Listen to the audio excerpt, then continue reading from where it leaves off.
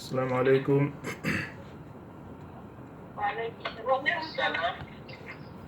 Alhamdulillah. Alhamdulillah. Vamos dar início, inshallah. Bismillahirrahmanirrahim. Bismillah. Alhamdulillahi Rabbil Alamin. Wassalamu ala ibadihi alladhina astafa. Allahumma salli ala Sayyidina Muhammad wa ala alihi wa barik wa sallim. Então, passaram bem o fim de semana longo?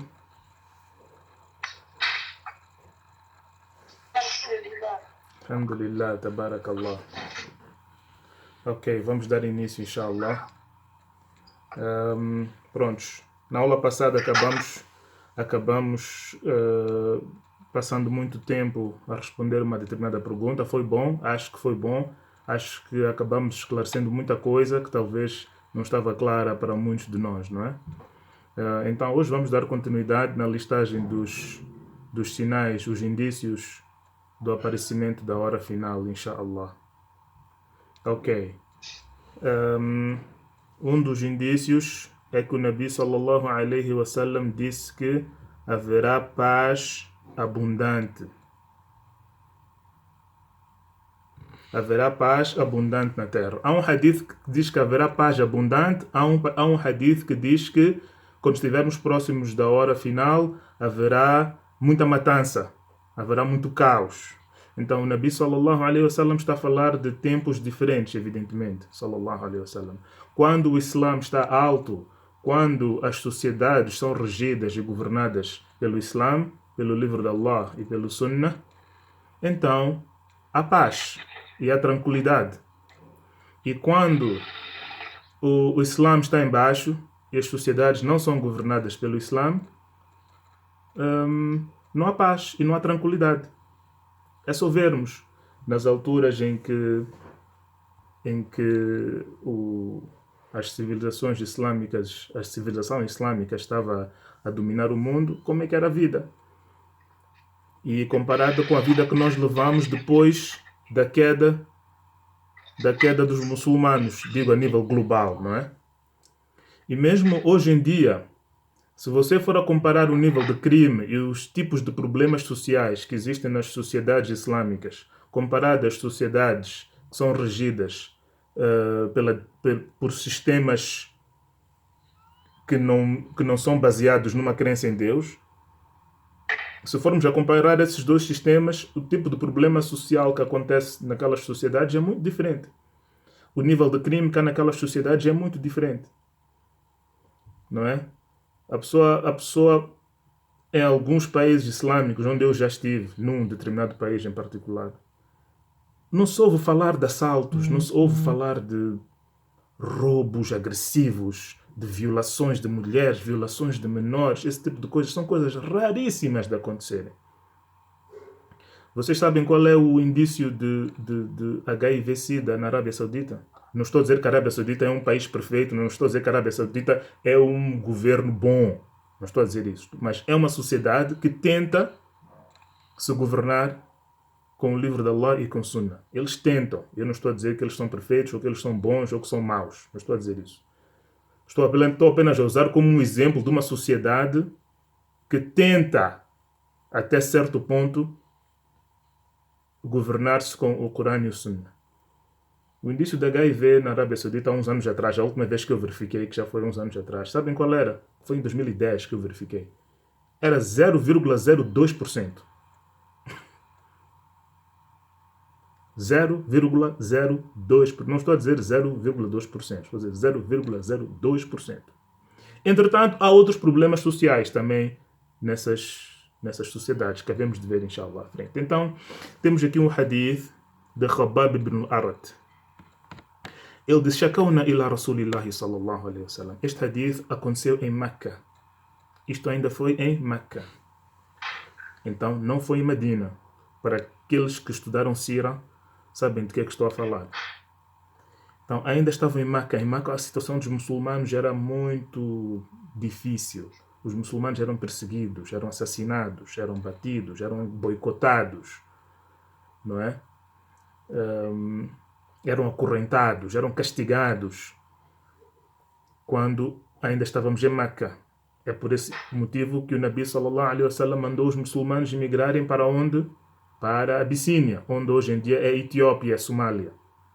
Ok? O mensageiro de Allah sallallahu alaihi wasallam disse aos muçulmanos para fugirem e refugiarem-se em Habasha. Habasha, hoje em dia, chama-se Etiópia. Mas é aquele território todo da Etiópia e da Somália, Eritreia. Tudo aquilo chamava-se de Habasha. E depois ele próprio também, quando Allah lhe deu permissão, saiu e foi viver em Medina, porque a situação em Meca tornou-se insuportável. A situação em Meca tornou-se insuportável, porque em Meca já fizeram um atentado contra a vida do mensageiro de Allah, sallallahu alaihi wasallam. Vocês todos conhecem a passagem. Quando o Nabi sallallahu alaihi wasallam imigrou para Medina, naquela noite houve um atentado contra a vida dele. Ok? As tribos de Meca reuniram-se com o aconselhamento satânico do Shaitan, que participou até nessa reunião em forma de pessoa, e aconselhou a eles a levarem um membro de cada tribo e juntarem-se e irem para a casa do Nabi sallallahu alaihi wasallam e matarem a ele. Só que Allah protegeu ao nosso Nabi sallallahu alaihi wasallam e ele conseguiu naquela noite sair e ir para Medina.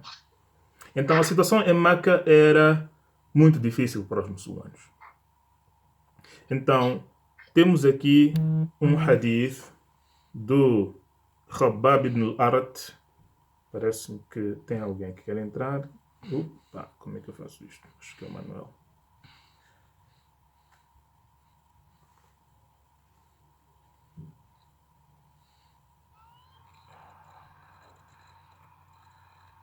Ok. Então, o Khabbab ibn al-Arat, ele era um sahabi, ele era pobre, ele era uma das pessoas que mais sofreu nas mãos do Quraysh. Quraysh era a tribo de Meca, era a tribo dominante de Meca. Então, ele era uma das pessoas que mais sofreu nas mãos do Quraysh. Khabbab ibn al-Arat tinha marcas nas costas dele de ferro quente que lhe era posto nas costas para ele abandonar o Islã pelo patrão dele. O patrão dele castigava-lhe assim. E ele diz que uma vez eu lembro-me do meu patrão, porque ele era escravo, quase posso assim dizer. Ele era um escravo, efetivamente.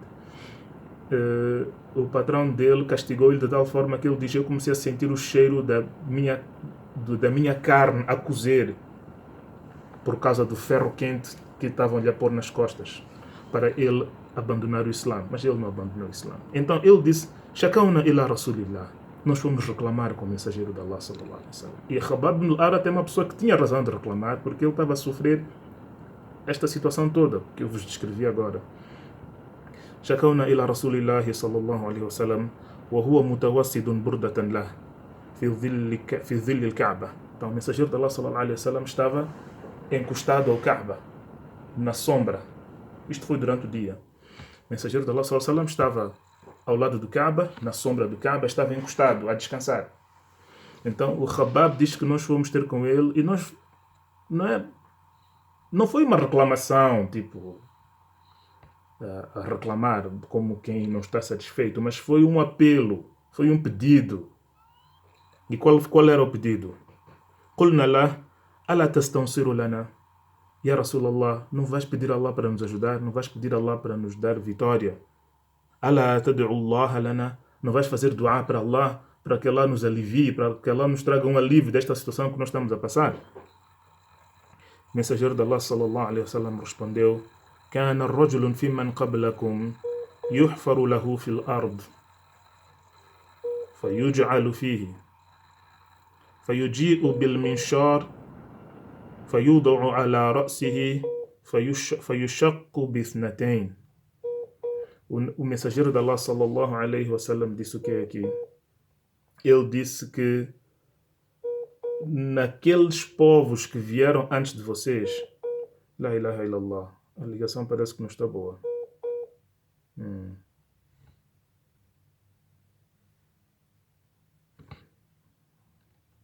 Bismillah, alhamdulillah, salatu wassalamu ala rasulillah.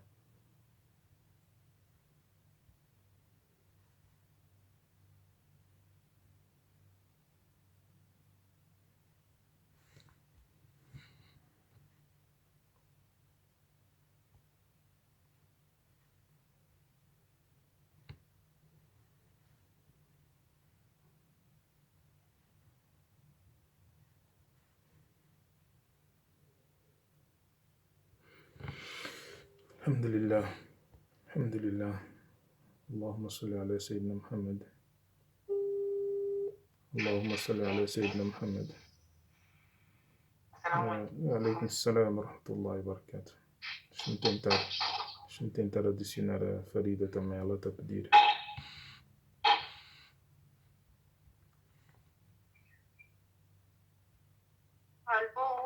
Alô, assalamu alaikum. Ok, voltando ao que estávamos a dizer, então, não sei até onde é que vocês pararam de ouvir, mas o Rabab disse que shakawna ila Rasulillahi sallallahu alaihi wasallam. Nós fomos pedir a intervenção do mensageiro de Allah e dissemos a ele: Allah tastansiru lana, Allah tad'u Allah lana. Ya Rasulallah, não vais pedir a Allah para nos ajudar, não vais pedir a Allah subhanahu wa ta'ala para nos aliviar desta situação que estamos a viver. O mensageiro de Allah sallallahu alaihi wasallam estava encostado ao Kaaba. Quando Rabab disse isso, ele levantou, sentou já com costas direitas. E disse: كان الرجل في من قبلكم يحفر له في الأرض.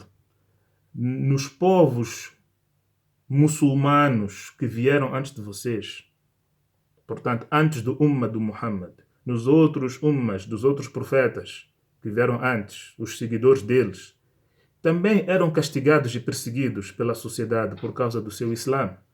E ele deu exemplo, num desses povos, as pessoas eram castigadas da seguinte forma: faziam um buraco, portanto, aqueles que queriam combater o Islã, que queriam combater os seguidores dos profetas, faziam um buraco e enterravam a pessoa. فيجعل فيه فيجاء بالمنشار فيوضع على رأسه فيشق باثنتين. E depois de enterrarem a pessoa até o pescoço, traziam um serrote grande e começavam a cortar a cabeça da pessoa, dividi-la em duas partes. وما يصده ذلك عن دينه. Mas isto não lhe fez desistir da sua religião. ويمشط بأمشاط الحديد ما دون لحم من عظم أو عصب. E também traziam um pente de ferro em que eles cortavam a pessoa, portanto retiravam a carne da pessoa até ficar o osso, como se tivessem qual é a palavra? Como se estivessem a esfolar um animal. Maduna lahmihi min azmin aw asabin. Wama yasudduhu dhalika an dini. E isto não fazia essas pessoas desistirem da sua religião. Wallahi. Agora o Nabi traz aqui a frase que nos interessa. Ele disse: Wallahi, juro por Allah, la yutimmanna hadha al-amr. Esta religião vai ser vitoriosa. Hatta yasir ar-rakibu min San'a ila Hadramaut. Até o dia em que vocês vão ver um viajante a sair de San'a até Hadramaut. Vou explicar o que é isso daqui a pouco. La yakhafu illa Allah. Esse viajante não terá medo de nada exceto de Allah. Portanto, não haverá perseguição dos muçulmanos na face da terra nessa altura. E o viajante não terá medo de nada durante a sua viagem exceto de Allah. Ou terá medo do lobo em relação ao seu rebanho de ovelhas. Portanto, ele estará a viajar com o seu rebanho de ovelhas, estará a sair de uma cidade para outra, e a única coisa que lhe vai preocupar é só o temor de Allah e o temor dos lobos que possam atacar o seu rebanho. وَلَكِنَّكُمْ تَسْتَعْجِلُونَ. Mas vocês estão com muita pressa. O que isto quer dizer? San'a e Hadramaut, naquela altura, San'a e Hadramaut para já ficam no Iêmen, que é no sul da Península Árabe. Okay? E eram regiões de muito conflito tribal. Eram regiões conhecidas por conflito tribal, por muita guerra civil e conflitos armados, etc. Então o mensageiro de Allah disse, até mesmo em San'a e Hadramaut, ele não escolheu estas duas cidades por acaso. Ele escolheu estas duas cidades como exemplo por saber que as pessoas conheciam que eram regiões de muita turbulência. Como nós hoje, infelizmente, temos duas regiões de muita turbulência no nosso próprio país. Em Cabo Delgado e na província de Sofala, infelizmente. O mensageiro de Allah usou estas duas regiões como exemplo, por as pessoas saberem que eram regiões de muito conflito. Ele disse: haverá um tempo em que as pessoas vão poder viajar à vontade, tranquilos, sem nenhuma preocupação. E isto aconteceu. Aconteceu passado uma geração, quando o Islã tornou-se dominante naquela região, a paz passou a predominar também naquela região. Entretanto, quando o Nabi diz que a hora não vai chegar até que haja paz no mundo, a paz definitiva e estável que vai ser duradoura será só depois da vinda do Cristo, que nós devemos de ver nessa altura. Quando o Cristo for a autoridade máxima. Portanto, ele será o líder dos muçulmanos e o Islã é que vai estar a governar na face da terra toda. Nessa altura teremos aquilo que chamam de World Peace, paz mundial, não é? Mas existem alguns exemplos em alturas em que o Islã foi dominante, em que houve paz e tranquilidade para as pessoas, em geral. Há um outro hadith que eu não tenho aqui a narração à minha frente, mas veio à minha mente agora. Rasulullah sallallahu alaihi wasallam, já em Medina isto, okay? Depois de ele ter imigrado para Medina sallallahu alaihi wasallam, veio um indivíduo do norte, das tribos do norte da Arábia. O nome dele era Adi ibn Hatim. Adi ibn Hatim, ou Udey ibn Hatim.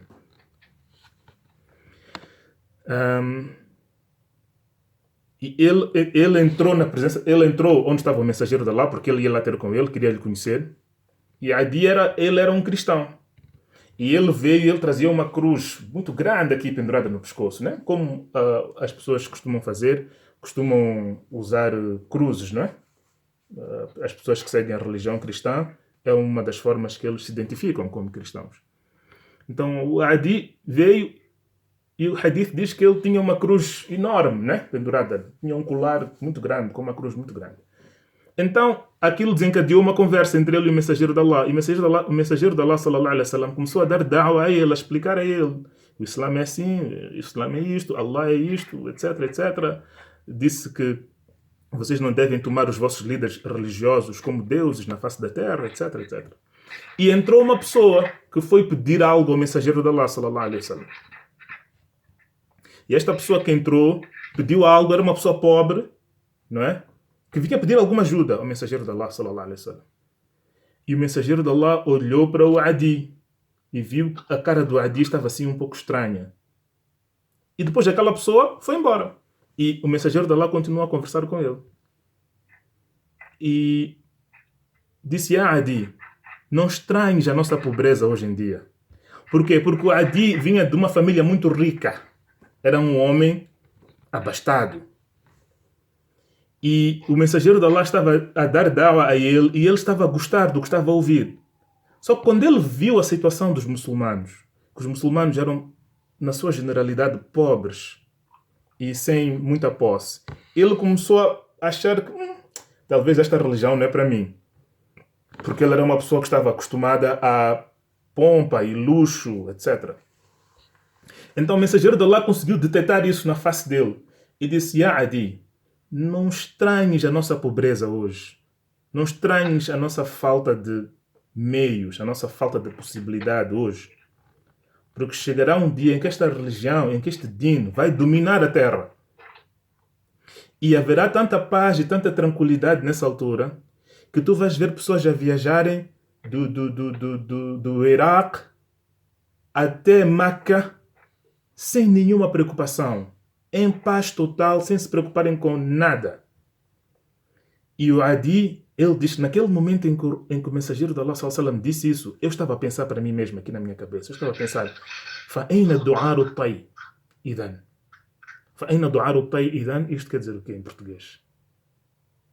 Ele na cabeça dele estava a pensar assim, e onde é que estarão os assaltantes? Os assaltantes que costumam assaltar as caravanas na rua, na estrada, que costumam assaltar os viajantes. Doar o Tei, da tribo de Tei, da tribo dele, porque ele era dessa própria tribo. Na tribo dele, ele sabia que haviam bandidos. Naquela altura, haviam bandidos que esperavam as pessoas e faziam emboscadas às pessoas, quando as pessoas viajavam, né, de uma cidade para outra. Conforme também existem hoje. Mas, alhamdulillah, hoje nós temos uma situação muito melhor em relação a isso. Naquela altura, na Arábia, havia muito disso. E a tribo dele, que era a tribo de Tei, tinha muitos desse tipo de bandidos. Então, ele na cabeça dele, quando ouviu aquilo, o mensageiro de Allah dizer que chegará um tempo que esta religião vai dominar e vai trazer paz e tranquilidade, que uma pessoa vai poder sair do Iraque até Meca à vontade. Ele na cabeça dele diz, eu pensei para mim mesmo. Ele não falou, mas pensou. Porque ele é que é o narrador deste hadith. Ele diz, "Aina du'ar o-Tay idhan?" Onde é que estarão os assaltantes do Tay, os ladrões da tribo do Tay? Como quem diz, esta informação, tenho as minhas dúvidas.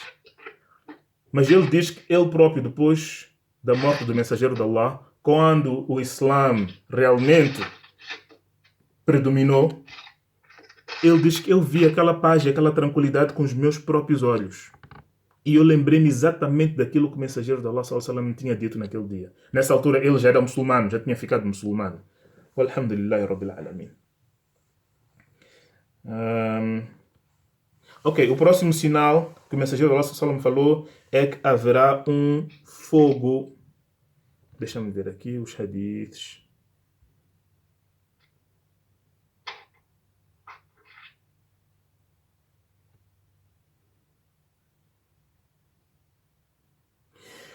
Rasulullah sallallahu alaihi wasallam disse: "La taqumu as-sa'atu hatta takhruj an-nar min ard al-Hijaz tudi'u a'naq al-ibl bil-Busra."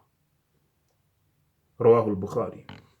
O mensageiro de Allah sallallahu alaihi wasallam disse que a hora não vai chegar até que haja um incêndio tão grande. Esse incêndio terá sua origem em Hijaz. Hijaz é aquela província de Meca e Medina, aquela região na Arábia, que vai, esse incêndio será tão grande que vai iluminar vai conseguir ser detectado e vai ser visto na Síria, em Busra. E isto realmente aconteceu. Muitos dos nossos alimos dizem que isto aconteceu no ano 654. Ibn Kathir diz que os pastores de camelos naquela altura em Busra é em Sham, não é Basra do Iraque, não, é Busra. Diz que há muitos relatos de pastores que dizem que viram este incêndio acontecer. Ibn Hajar diz que isto foi um vulcão que aconteceu em Hijaz. Allahu A'lam. Mas isto aconteceu no ano 654. Dando continuidade. As guerras dos turcos. Ok. Alguém aqui já ouviu falar do Império Otomano? Sim. Ok. O Império Otomano. Sim. Ok. Então,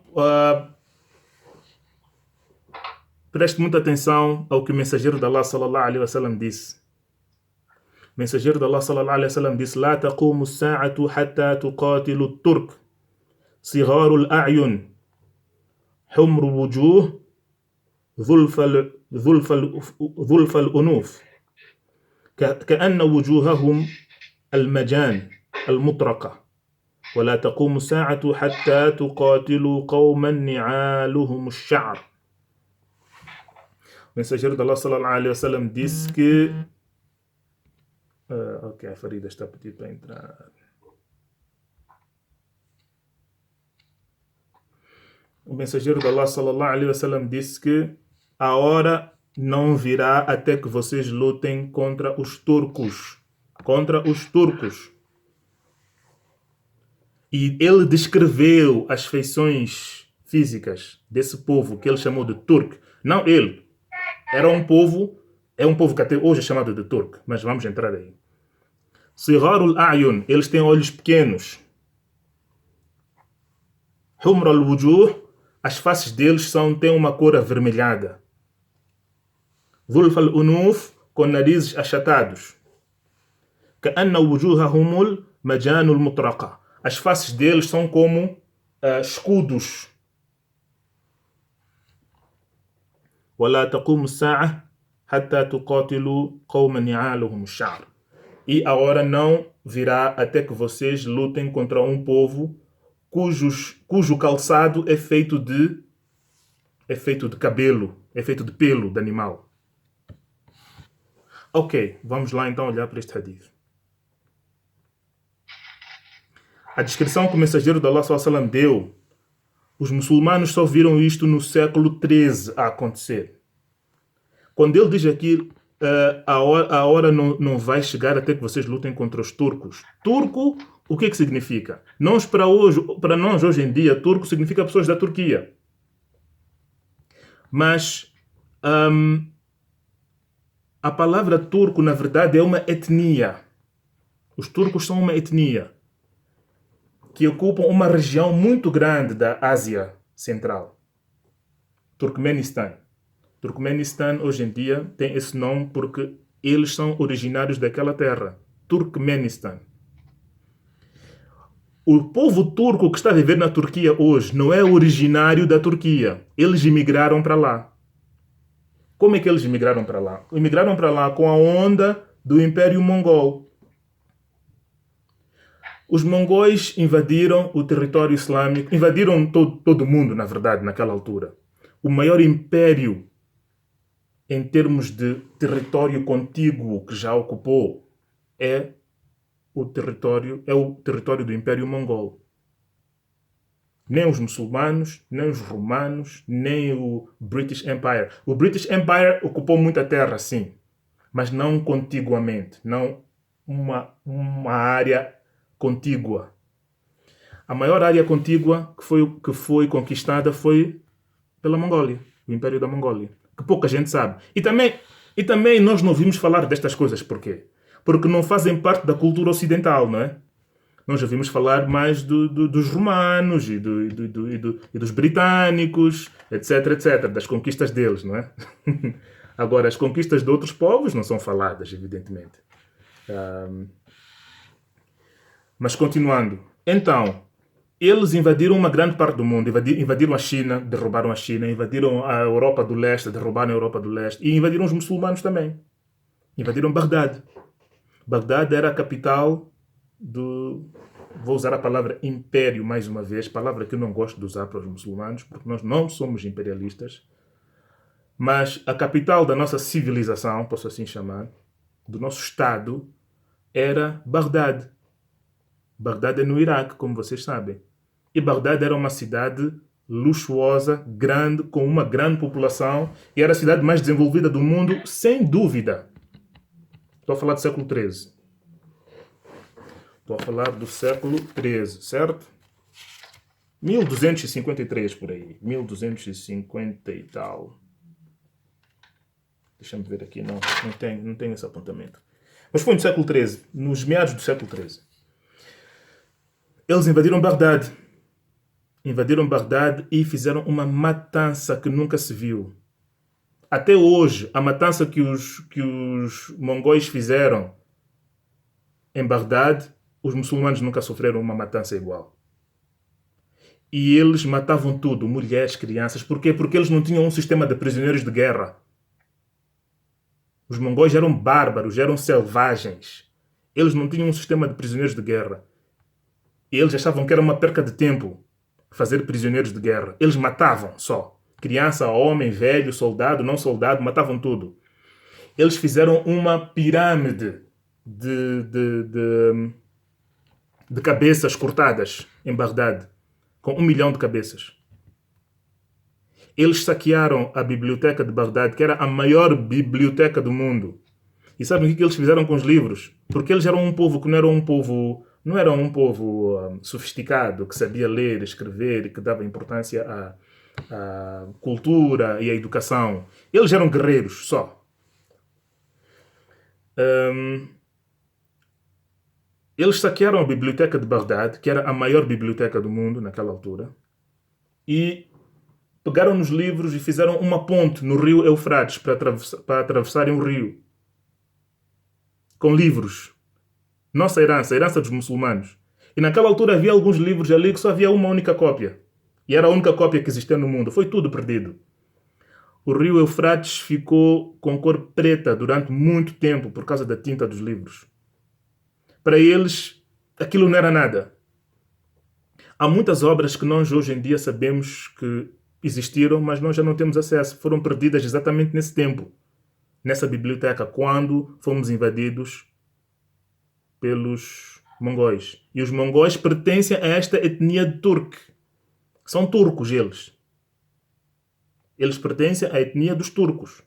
E o mensageiro de Allah disse: a hora não vai chegar até que vocês lutem contra os turcos. E ele estava a referir-se exatamente a este povo, que nos derrubou naquela altura. Nós só conseguimos nos levantar quando Al-Mamalik, vamos aprender o que é isso. Al-Mamalik é um exército, era um grupo do Egito, de escravos, que formaram um exército que conseguiu derrotar os mongóis. Os mongóis em árabe a gente diz Tatar. Tatar. É assim como vem nos livros clássicos, né? Entretanto, o que é muito interessante sobre esta história, que nós estamos somente a tocar na superfície. O que é muito interessante é que depois deles terem derrubado os muçulmanos militarmente, eles interessaram-se pelo Islã e ficaram muçulmanos. Muito interessante. É o único episódio, é o único caso na história que eu saiba. E alhamdulillah, Allah subhanahu wa ta'ala deu-me oportunidade de estudar estas coisas. Em que o povo conquistador, atenção, é o único caso na história humana que eu saiba até hoje, em que o povo conquistador abraça a religião do povo conquistado. Os mongóis tinham uma política muito aberta em relação a religiões. Eles não tinham nada contra nenhuma religião, porque eles eram pagãos. Ok? Eles permitiam a prática do cristianismo dentro do território deles, permitiam a prática do Islã, permitiam o budismo, eles não tinham problema nenhum. Mas eles próprios, como religião do Estado, abraçaram o Islã. Vocês já viram isso? Um povo que derruba um outro povo. Normalmente o que acontece na história, quando a gente estuda a história, nós vemos que o povo derrotado é que adota a religião do povo vencedor. Que foi o nosso caso em Moçambique, por exemplo, quando os portugueses nos derrotaram, os moçambicanos, em grande parte, passaram a seguir a religião dos portugueses. Excepto alguns de nós que Allah nos preservou, os nossos pais, os nossos avós, os nossos bisavós, que se mantiveram firmes no Islã. E nós temos que fazer muito dua para eles, para que Allah subhanahu wa ta'ala dê tudo de bom a eles, para que Allah perdoe as falhas deles. Porque se não fosse por eles terem se mantido firmes no Islã durante o tempo colonial, onde é que nós estaríamos hoje? Vocês já pensaram nisso? Acham que foi fácil para eles? A religião predominante, a religião do governo, para você poder ir à escola, para você poder ter bom emprego, para você poder ser alguém, você tinha que ser católico. Mas, alhamdulillah, Allah subhanahu wa ta'ala protegeu o Islã em Moçambique através dos nossos avós, dos nossos bisavós, dos nossos pais. Eles, com todas as falhas que eles tiveram, eles conseguiram nos manter com La ilaha illallah Muhammad Rasulullah. E eles tiveram que abdicar de muita coisa para isso. Porque em muitas circunstâncias, eles optaram por não mandar os filhos para a escola. Porque sabiam que mandando a criança para a escola, naquela altura as escolas eram todas católicas, era obrigatório abraçar aquele sistema. Você podia tentar ensinar Islã em casa ao seu filho, quando ele for para a escola, há de ir aprender outras coisas lá. Então, em muitos casos, os pais naquela altura optaram por não mandar os filhos para a escola. Quem de nós hoje é que teria a coragem de fazer isso? Quem de nós hoje é que teria firmeza e convicção em Allah de que proteger o Islã do meu filho é mais importante do que qualquer coisa, acima de tudo? Quem de nós é que teria essa convicção? Alhamdulillah, Allah subhanahu wa ta'ala preservou o Islã em Moçambique numa altura em que ser católico era a ordem do dia. Então, o normal é o povo derrotado abraçar a religião do povo conquistador. Mas o que aconteceu aqui, surpreendentemente, e conforme eu vos disse, ninguém fala disto, porque não é conveniente falar disto. Neste caso, os mongóis abraçaram a religião islâmica. Eles, quando viram o Islã e viram os muçulmanos, eles ficaram convencidos. Não foi preciso dar dawa a eles. Não foi preciso dar dawa. E nem foi preciso derrotá-los. Eles, estando no poder e tendo acesso àquelas religiões todas, porque eles conquistaram a Europa também, viram o cristianismo, viram o budismo na Ásia e na China. E alguns deles eram cristãos, alguns deles eram budistas, sem dúvida. Mas a maioria deles abraçou o Islã e não só. Escolheram o Islã como a religião deles, do Estado, do governo. Isto é uma coisa louca. E depois disso, quando Al-Mamalik derrotou a eles, atenção, eles quando ficaram muçulmanos não é porque eles ficaram santinhos, não. Eles abraçaram o Islã, mas continuaram com muita carga cultural deles, que levou gerações a desaparecer, não é? Continuaram a conquistar o território dos muçulmanos, continuaram a matar durante umas 2 gerações ainda para frente.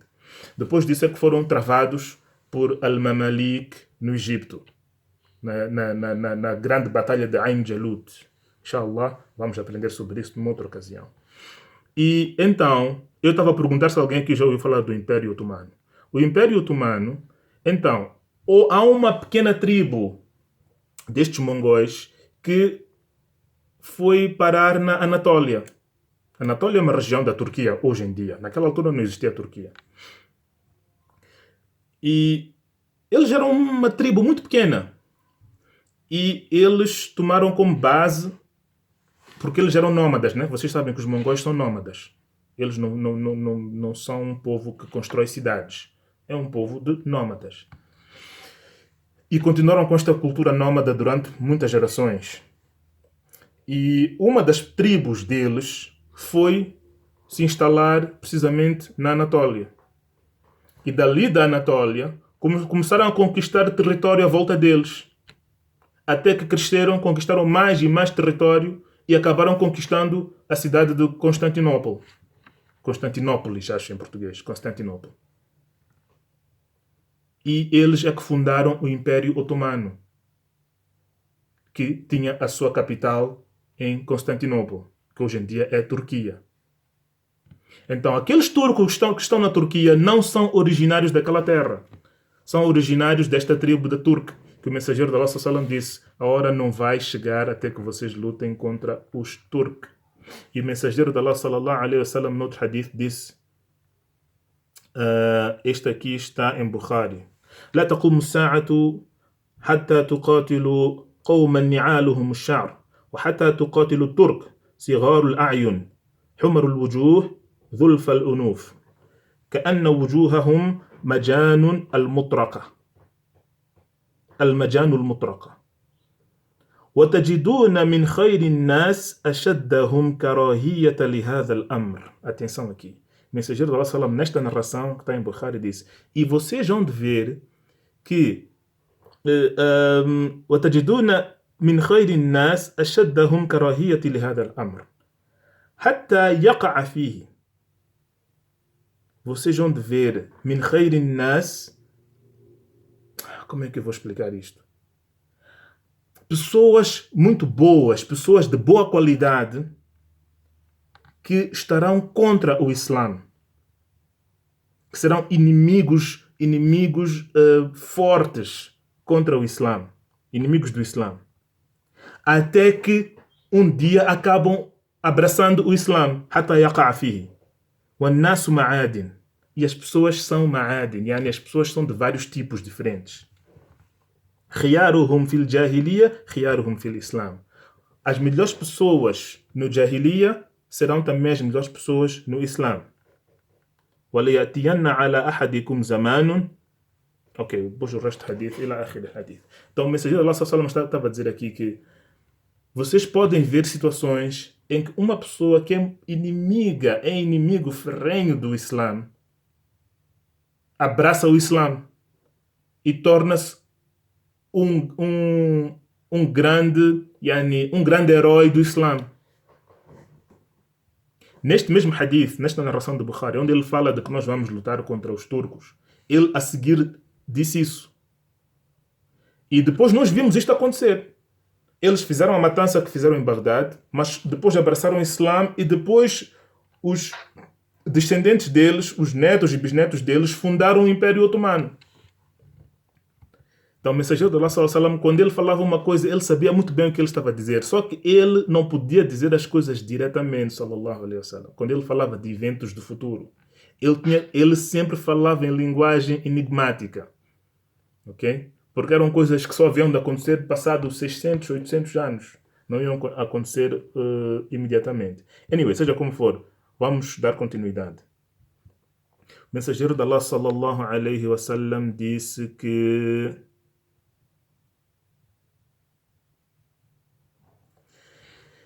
haverá falta de confiança.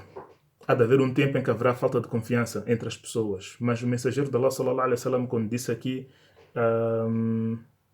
falta de confiança, ele não estava a dizer confiança entre as pessoas no sentido que nós estamos a pensar. Ele estava a dizer da'atul amana. Como é que eu vou dizer isso?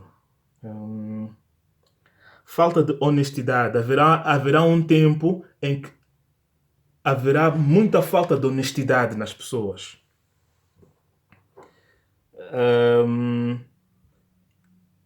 E ele estava a falar particularmente no que diz respeito à escolha dos líderes. As pessoas vão escolher líderes que não estão preparados para a posição de liderança. E esses líderes vão causar corrupção na face da terra. Então, inshallah, nós devemos voltar para este hadith com um pouco mais de detalhe. Mas o mensageiro de Allah, sallallahu alaihi wasallam, disse que quando vocês começarem a escolher líderes e pôr pessoas que não estão preparadas para ocuparem posições de responsabilidade, então saibam que a hora está próxima. Agora eu pergunto, será que nós não estamos a ver isso hoje em dia? Será que nós não estamos a ver pessoas a colocarem indivíduos em posições de liderança, em posições de responsabilidade? Pessoas que evidentemente não estão preparadas para ocupar aquele cargo. Vamos dar continuidade, inshallah. Outro hadith. Inna min ashrati as-sa'a an yurfa'a al-ilmu wa yathbuta al-jahlu wa yushrab al-khamr wa yadhharu az-zina. Allahu Akbar. Grande hadith. Mensageiro de Allah, sallallahu alaihi wasallam, esta narração é de Bukhari, ele disse, dos sinais, dentre os sinais da hora, dentre os sinais da aproximação da hora, está o desaparecimento do conhecimento. O desaparecimento do conhecimento. E a instalação da ignorância, da burrice. E o consumo abundante de bebidas alcoólicas e a prática abundante de zina. Ok, vamos lá olhar para este hadith com um pouco de atenção. O desaparecimento do conhecimento e prevalência da ignorância que o mensageiro de Allah, sallallahu alaihi wasallam, estava a falar, evidentemente estamos a falar de conhecimento islâmico, conhecimento do Sharia, conhecimento do Coran e do Sunnah. Porque este é o conhecimento que está a desaparecer pouco a pouco. O conhecimento de dunya está a aumentar. Então, evidentemente, que o mensageiro de Allah, sallallahu alaihi wasallam, não estava a falar do conhecimento de dunya. Nas coisas de dunya, mashallah, a tecnologia está a aumentar exponencialmente, está a subir sempre. Os conhecimentos de dunya e da tecnologia e desse tipo de coisas materiais estão a aumentar. Então, evidentemente, que o mensageiro de Allah não estava a referir a isso. Estava a referir-se ao conhecimento islâmico. E ele, sallallahu alaihi wasallam, diz no outro hadith que Inna Allah la yaqbidu al-ilma intiza'an yantazi'uhu min an-nas walakin yaqbidu al-ilma biqabd al-ulama hatta idha lam yatruk ilman. O mensageiro de Allah, sallallahu alaihi wasallam, aqui está a dizer o quê? Que o desaparecimento do conhecimento islâmico Como é que Allah faz isso? Allah não retira esse conhecimento por fazendo as pessoas esquecer. Não, mas Allah retira o conhecimento da face da terra com a morte dos alimos, a morte dos eruditos, dos sábios. É desta forma que Allah retira o conhecimento. حتى إذا لم يترك علما حتى لم يترك عالما desculpe, até que os alimos começam pouco a pouco a diminuir e já não resta nenhum alim. اتخذ الناس رؤوسا جهلاء اتخذ الناس رؤوسا جهالا. Nessa fase, as pessoas o que fazem é que eles escolhem líderes ignorantes, líderes que não têm nenhum conhecimento religioso, líderes que não estão preocupados com o Corão e o Sunnah. فَسُئِلُوا فَأَفْتَوْا بِغَيْرِ عِلْمٍ. E quando eles são consultados para uma questão, esses líderes, eles dão respostas que não são baseadas em nenhum conhecimento islâmico. فَضَلُّوا وَأَضَلُّوا رواه Muslim. Então, eles se desviam a si próprios e desviam as outras pessoas. Agora, a questão do conhecimento islâmico é muito importante. Nós devemos nos agarrar no conhecimento islâmico, porque o conhecimento islâmico é que será a nossa salvação. Não há nada que vai nos salvar, exceto nós conhecermos o nosso din, sabermos quem é Allah, sabermos quem é o mensageiro de Allah, sallallahu alaihi wasallam. E temos que ter medo da ignorância, que Allah nos proteja da ignorância. Temos que ter medo de conforme o mensageiro de Allah disse aqui, que pessoas que são perguntadas, são consultadas e respondem com ignorância, sem base no ilm. Isto aconteceu no tempo de Rasulullah sallallahu alaihi wasallam. Numa determinada batalha, há um indivíduo que sofreu uma lesão na cabeça. E a lesão era profunda.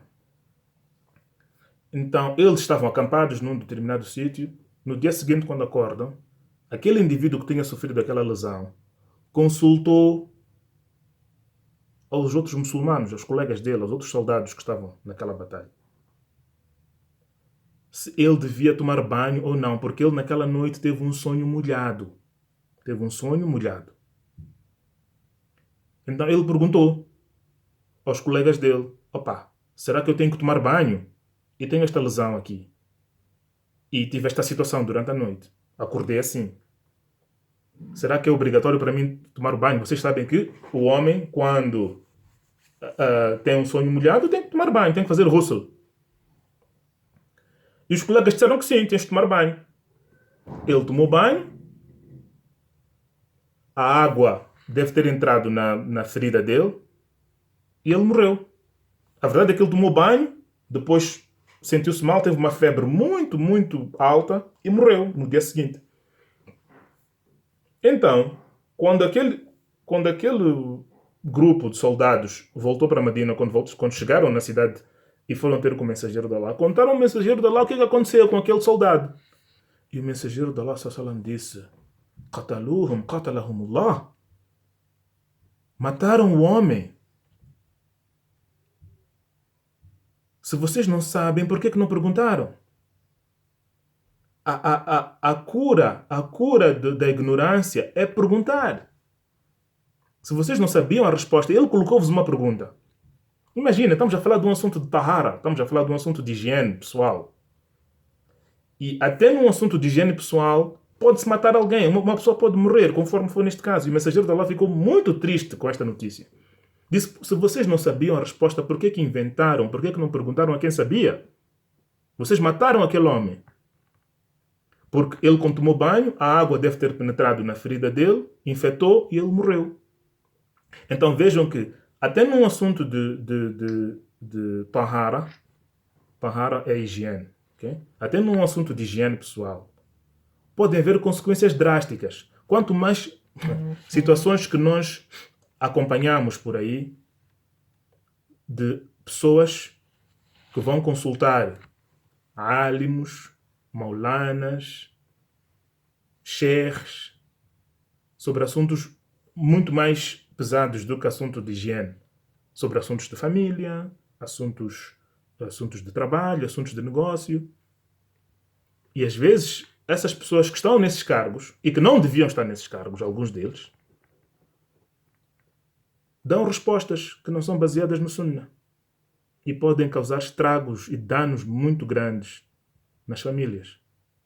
E nós já acompanhamos situações destas, não é? Já acompanhamos situações destas. Temos aqui uma pessoa que está a pedir para entrar.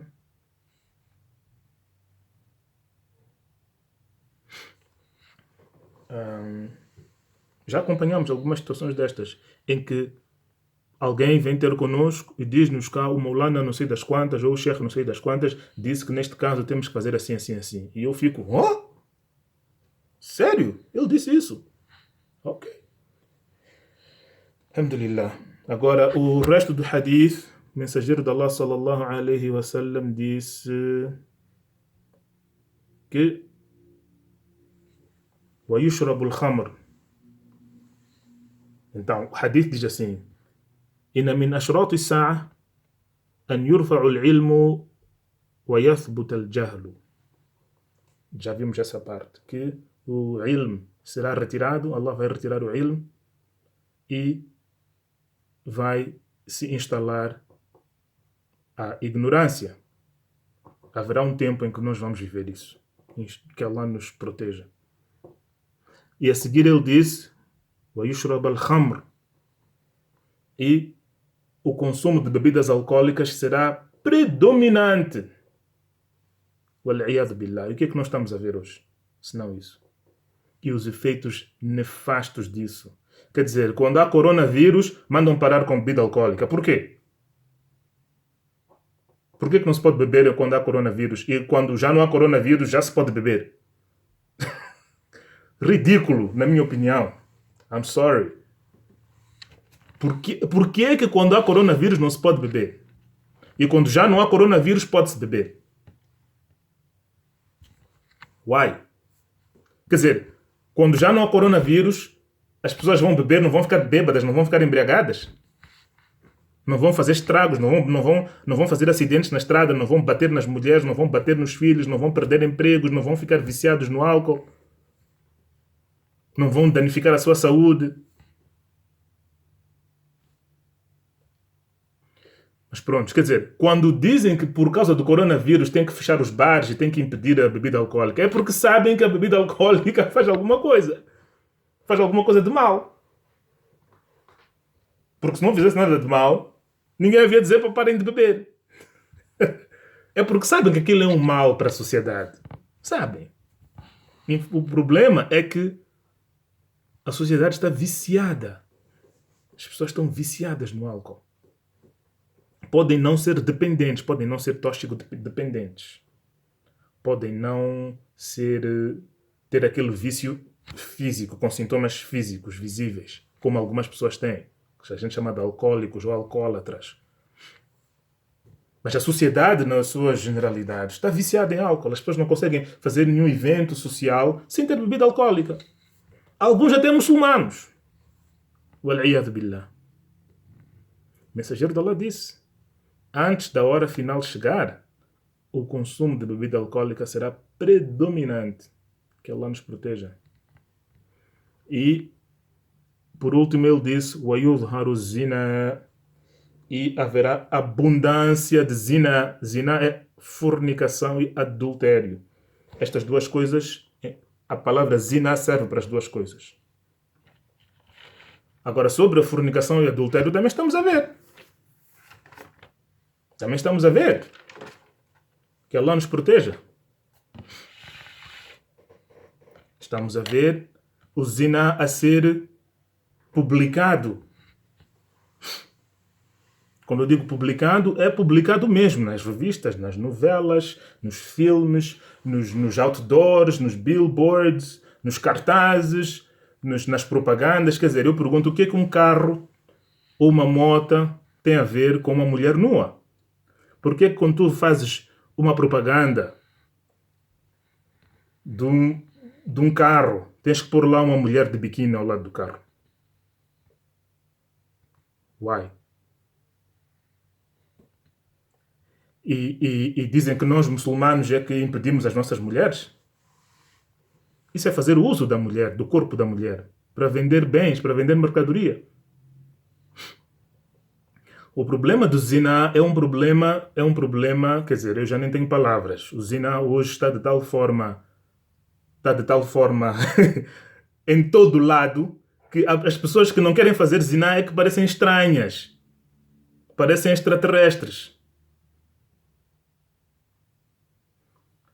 A relação sexual entre um homem e uma mulher é uma coisa muito séria no Islã. É uma coisa que nós muçulmanos levamos a sério. Se os outros não levam a sério, opa, esse é assunto deles, não é? Nós não vamos estar aqui a falar dos outros, vamos falar de nós. Para nós, os muçulmanos, a relação sexual entre um homem e uma mulher é um assunto muito sério, que Allah falou em termos muito sérios no Corão sobre isso. E essa relação não deve ter lugar fora do nikah. Porque há muitas coisas que acontecem quando um homem dorme com uma mulher. Quando uma mulher e um homem vão para a cama juntos, há muita coisa que está a acontecer ali. Eu não sei quem está com os microfones ligados ou desligados. Alguém está com os microfones ligados aí? Não. Ok. Não, está sim, porque eu estou a ouvir. Mas eu quero que liguem agora, porque eu quero conversar convosco. Este assunto aqui de zina é para nós conversarmos mesmo. Aqui estou. Ok. Então, hoje em dia, o zina está sendo propagado propositadamente. Eu dizia que quando um homem dorme com uma mulher, há muita coisa que está a acontecer naquela relação. Uma das coisas que está a acontecer é a transferência de informação. O homem está a transferir informação genética dele para a mulher, para o ventre da mulher. E esta informação genética... Ok, vou fazer uma pergunta. Samarat, quem mais me consegue ouvir aí? Eu, Farizana. Farizana, ok. Então vou perguntar a ti, Farizana. Farizana, tu já viste uma situação em que pessoas que estão juntas, um casal, começam a ficar parecidos? Sim, já. Já viste? Já viste. Quem mais é que já reparou nisso? Eu já vi. Edna, tu já viste isso também? Samarat já? Samarat não está conosco. Ok. Há alguns casos... Não, Samarat, ponha o som. Ponha o som, Samarat. Eu quero conversar convosco agora. Yeah. Eu perguntava se... Já consegue me ouvir? Consigo lhe ouvir, sim.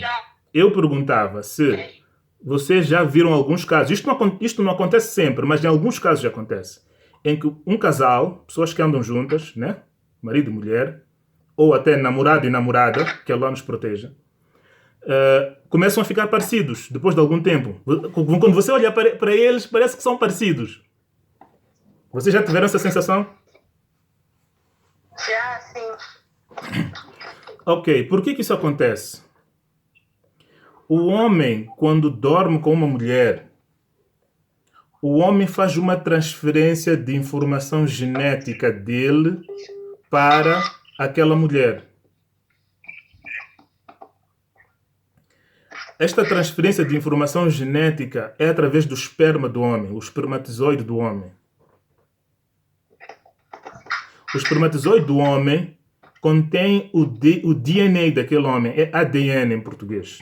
Vocês depois podem ir investigar isto, quando virem o vídeo no live, podem ir investigar este assunto. E devem ir investigar este assunto. Quando Allah nos proíbe uma coisa, Allah só nos proíbe aquilo que é mau para nós. Alguém que está no barulho, peço para não fazer barulho. Inshallah, só nos faltam 5 minutos.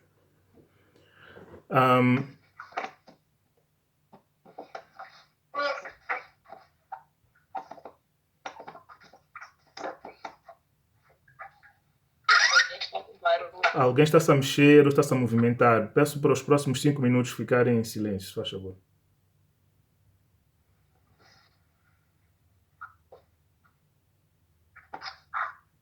Ok, bismillah. Então, eu dizia que o homem, no espermatozoide do homem, o espermatozoide do homem contém o DNA dele. Em inglês a gente chama de DNA, em português é ADN. E o ADN do homem contém informação genética dele. Uma pessoa transporta os genes. Quando eu falo de genes, sabem de que eu estou a falar? Sim, sim. Ok. Os genes que uma pessoa tem são-lhe dados pelos seus pais, o seu pai e a sua mãe, que por sua vez carregam os genes dos pais deles. Portanto, eu carrego os genes dos meus pais, dos meus avós, dos meus bisavós, dos meus trisavós. E toda essa informação genética está contida em mim. Então, quando o homem dorme com uma mulher e o esperma dele sai e entra naquela mulher, o esperma do homem carrega consigo toda essa informação genética que ele vai dar àquela mulher. Então, é uma transferência de informação genética o ato sexual. Esse é um dos aspectos. Não vou entrar em outros aspectos porque já não temos tempo. O tempo já terminou, na verdade. Então, esta transferência de informação genética, Allah disse que só pode ocorrer quando há um contrato entre as duas partes. Tu, como homem, não podes dar informação genética dos teus avós, dos teus bisavós, da tua tribo, a uma mulher sem que ela seja tua. Você não pode fazer isso com uma mulher sem que haja um contrato entre vocês. Agora, o que acontece? O que acontece é que aquela informação genética do homem fica na mulher, é retida na mulher. Inshallah, podemos ter uma sessão. Inshallah, próximo mês estarei em Maputo. Podemos ter uma sessão somente sobre este assunto, sobre relações sexuais entre homem e mulher e o que acontece no ato sexual entre um homem e uma mulher. Quando um homem ejacula o seu esperma para dentro do ventre de uma mulher, o que está a acontecer ali? Porque é um assunto muito vasto que precisa talvez de 2 ou 3 horas de tempo para nós falarmos como deve ser. E vocês vão começar a perceber por que Allah proibiu que isso aconteça fora do nikah. Inshallah. Então, sim. Eu preciso saber. Não podemos ter com a sua esposa. Eu acho que devemos ser mais confortável tendo com ela, conversando com ela. Não é assim. Não é assim. Não é assim. Se vocês têm perguntas a nível pessoal, vocês devem perguntar a ela. Mas o ensinamento do Din é para todos. Isto é Din. Exatamente. Isto não se trata de questão pessoal de ninguém. E no Din não há vergonha em falar a verdade. O mensageiro de Allah sallallahu alaihi wasallam foi claríssimo em relação a isso. E ele próprio falava dessas coisas. E ele falava sobre isso até com senhoras. O importante é não falarmos de coisas pessoais. Isso sim. Vocês têm alguma questão pessoal, devem perguntar à minha mulher. Ok? Não perguntem a mim. Eu estou a transmitir-vos informação. Ok? Então não confunda as coisas, Farizano. Subhanallah, o que eu estava a dizer?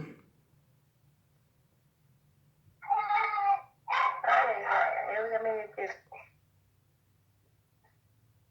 Então, eu dizia que essa informação genética, quando penetra na mulher, fica com ela. Ok? Essa informação genética fica com ela.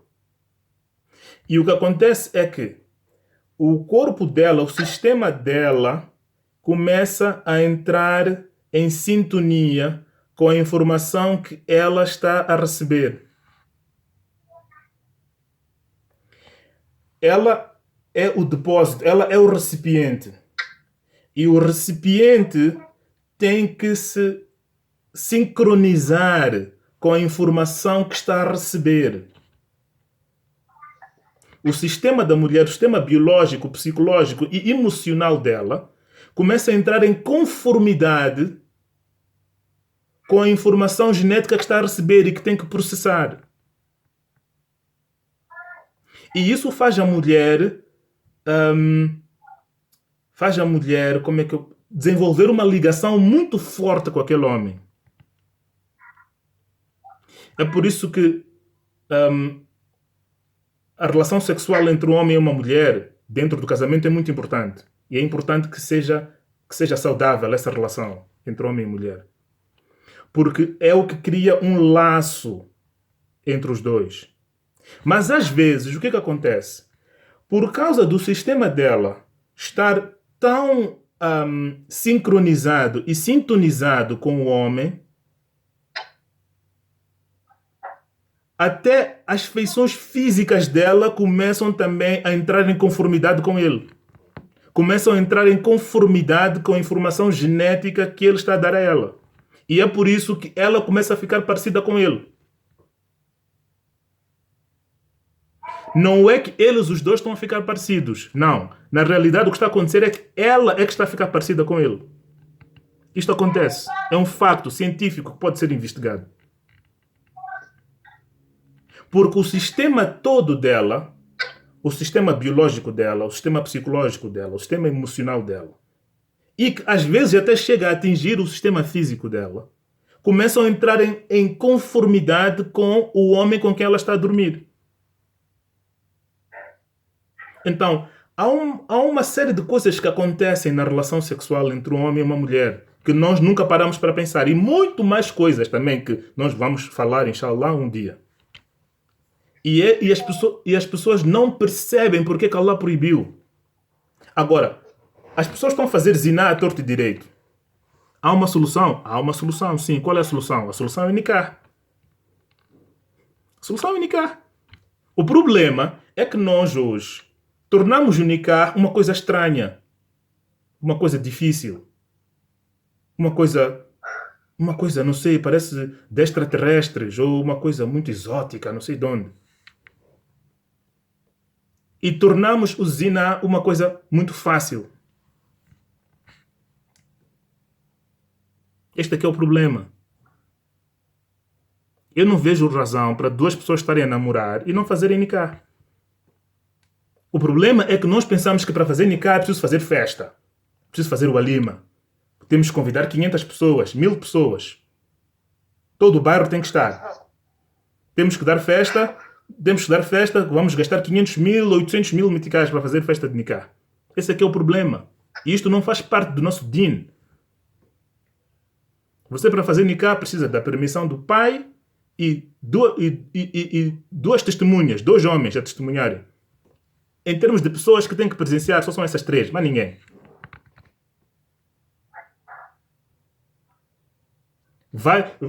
Eles dizem que vão fazer a apresentação. Estão a namorar, não é? Vão fazer a apresentação. Depois de fazer a apresentação, ainda ficam a namorar mais 1 ano, depois fazem noivado. Depois de noivado, ficam ainda mais 6 meses depois de casa. Quando você vai fazer aquela apresentação ali, por que não fazem o nikah ali mesmo? Não é preciso ir ao masjid para fazer nikah. Você pode fazer nikah em casa. E ninguém precisa de saber que você fez nikah. Exceptuando as testemunhas que estão ali presentes e os seus familiares próximos. Eu próprio vivi isso quando era estudante. Eu tinha muitos colegas na universidade que estavam a namorar, mas nós que éramos amigos íntimos deles sabíamos que eles já tinham feito nikah. Mas mais ninguém sabia. As pessoas olhavam para eles e pensavam que aquele é um namoro. Tinham 19 anos, 18 anos, 20 anos. Mas para não estarem a fazer ziná, fizeram nikah e continuam com a vida. Ela continua em casa dos pais, ele continua... O que acontece? O que acontece é que nós, quando se trata de obedecer a Allah, quando se trata deste assunto de nikah, queremos tudo perfeito. Mas quando se trata de desobedecer a Allah, já não precisamos de tudo perfeito. Quando é para obedecer a Allah, nós fazemos questão, tem que ser tudo ideal. Tem que fazer aquele nikah, tem que usar aquela roupa. No meu nikah tem que estar não sei quantas pessoas. Tenho que fazer isto, tem que ter uma lua de mel assim, não sei como, não sei como. Ah, ok, tudo bem, mashallah, isso é bonito. Isso é bom, eu não estou a dizer que não é bom, isso é muito bom. Nós todos queremos isso. Mas agora, se já estás a namorar, já estão a fazer tudo lá no namoro, outros até vivem juntos. Quer dizer, E depois de viverem juntos, já têm um filho, 2 filhos, 3 filhos. Mas ainda não fizeram nikah. Por quê? Porque não têm condições. Ok. Não tens condições de quê? Não tens condições de fazer aquele nikah que está na tua cabeça. De 500 convidados e vestido não sei de onde, e fato não sei de onde. Mas para fazer nikah básico, válido dentro do Sharia, você tem condições. Você tem condições de fazer. O mensageiro de Allah nunca disse que tem que vir 20 convidados.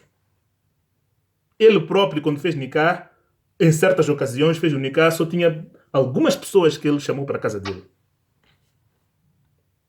Mas, quando é para desobedecer a Allah, aí já não precisamos que esteja tudo bonito. Ela pode ir viver em casa dele. Ela sabe que não é aquilo que ela quer. Ela sabe. Ela gostaria de estar casada. Mas depois já estamos juntos, não temos condições agora, temos que esperar mais um pouco. Não sei. Ela no íntimo dela, quando vem ter connosco e fala essas coisas, algumas até são familiares nossas, vem ter connosco para nos expor esses assuntos que nos fazem doer o coração. Você vê que ela não está satisfeita. Essa situação em que ela está não é a situação ideal para ela. Mas ela aceita. Depois fica grávida, nasce criança. E vem-nos apresentar criança aqui. E você, quando conversa com ela, você vê que ela não está satisfeita com aquilo. Não é o ideal que ela tinha para a vida dela. Mas ela o quê? Ela aceita fazer aquilo. Não é o ideal, não é o que ela esperava para a vida dela. Mas ela vai andando com essa situação assim. Mas quando tu dizes, faça o nikah. Não, o nikah não posso fazer porque tem que ser perfeito. Quer dizer, então para fazer nikah, o nikah tem que ser perfeito. Mas para estar a viver assim como você está, que não é o que você achava ideal, isso para si está tudo bem. Como é que fica? Não sei se estão a perceber o que eu estou a tentar dizer. Mais vale você fazer um nikah que não era aquele nikah que tu sonhaste quando eras menininha. Não vais ter lá 300 convidados, não vais ter lá um banquete, não vais ter lá não sei o quê, mas vais sair do haram. E ninguém disse que é obrigatório isto, aquilo. Vocês podem ter um arranjo entre vocês. Ainda não dá para irem viver juntos. Tudo bem. Há muita gente que está casada e não está a viver junto. Conheço muita gente. Ou porque ele trabalha fora, ou porque ela trabalha noutra província, ou porque não sei o quê, ou porque não sei o quê. Isso é uma coisa que faz parte da vida. De vocês já lá dentro do nikah vão se entender como é que vão se organizar. Ninguém disse que para fazer nikah você tem que ter casa, tem que ter carro. Não. Vocês podem estar assim, vão fazer o nikah, continuam com a vossa vida assim como está, não tem que fazer nada, mas pelo menos vocês saíram do haram. E nem precisam de dizer a ninguém que fizeram nikah, se não quiserem. Podem continuar assim só.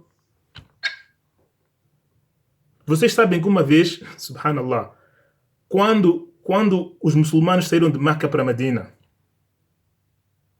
o mensageiro de Allah, sallallahu alaihi wasallam, estava no masjid e deu falta de um certo indivíduo, um sahabi muito famoso, Abdurrahman.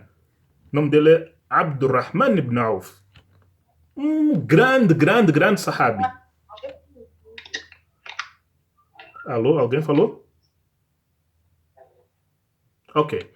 Um grande sahabi, um mensageiro de Allah, viu que ele não estava no salah, no masjid. Ele perguntou, onde é que está Abdurrahman? E as pessoas responderam, olha, Abdurrahman casou-se hoje. Ele não está porque ele está no walima. Ele casou com uma mulher daqui de Medina.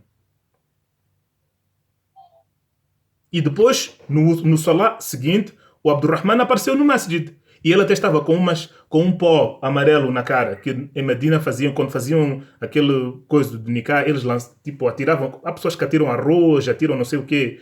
E ele tinha um pó que tinha caído assim nele, né? Que era uma forma de celebração que existia em Medina, que não existia em Meca. E o mensageiro de Allah perguntou, que pó amarelo é isso que tu tens na cara? Imaginem, nem o mensageiro de Allah foi informado que Abdurrahman ia se casar. Ele viu uma mulher que ele gostou, foi ter com a família dela, fizeram um nikah na hora. E posso vos dar variadíssimos exemplos desses entre os Sahaba. Variadíssimos. Não é um, nem dois, nem 10, nem 20. Vários. Que eles viram uma mulher, gostaram, fizeram nikah dentro de casa, foram falar com a família dela. Epa, eu quero esta menina aqui. Ok, como é que é? Vamos fazer assim, assim, assim, assim. Fizeram nikah e continuam a viver. Uthman ibn Affan, que eu falo sempre, ele vivia em Medina, tinha uma mulher que vivia em Meca. Ele era líder dos muçulmanos. A capital dos muçulmanos era em Medina. Ele era o chefe de estado dos muçulmanos. Ele vivia em Medina com as mulheres dele e tinha mais uma que vivia em Meca, numa outra cidade. Eles não se viam sempre. Eles não viviam juntos. Mas eles se gostaram, fizeram nikah. E as pessoas nem sabiam que ele tinha aquela mulher. Muitas pessoas só descobriram quando foi no Hajj. Quando foram para o Hajj e ele, em vez de fazer 2 rakats, fez 4 rakats. No Salat al-Asr. E os Sahaba perguntaram a ele, estás a fazer 4 rakats enquanto eres viajante? Ele disse, não, mas eu tenho uma casa aqui em Meca. Vocês não sabiam. Mas eu tenho uma mulher aqui. Então eu não me considero viajante aqui. Eu me considero como residente. Então fez 4 rakats, não diminuiu o salat. Foi nessa altura que os Sahaba, outros, descobriram que ele afinal tinha uma mulher em Meca. Abu Bakr Siddiq, quando o mensageiro de Allah sallallahu morreu,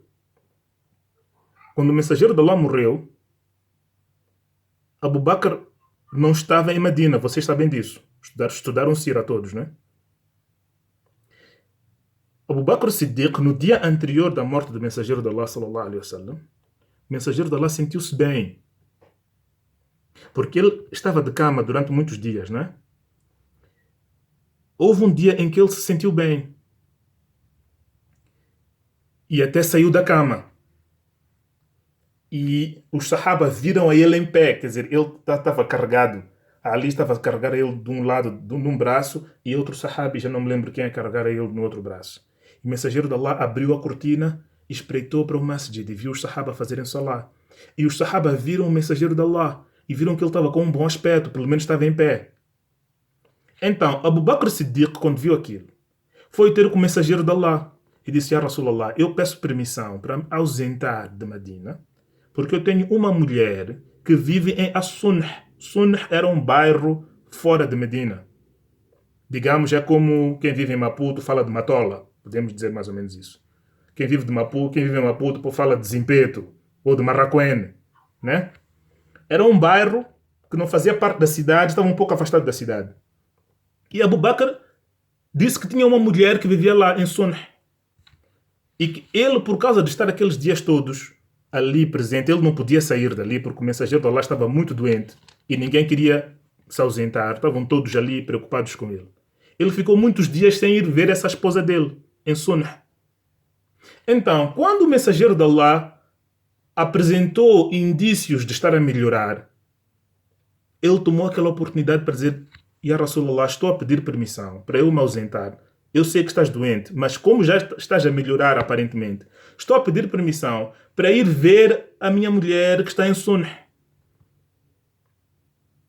Não fora das mulheres que ele tinha ali em Medina, que toda a gente conhecia. Então, você faz nikah com uma pessoa.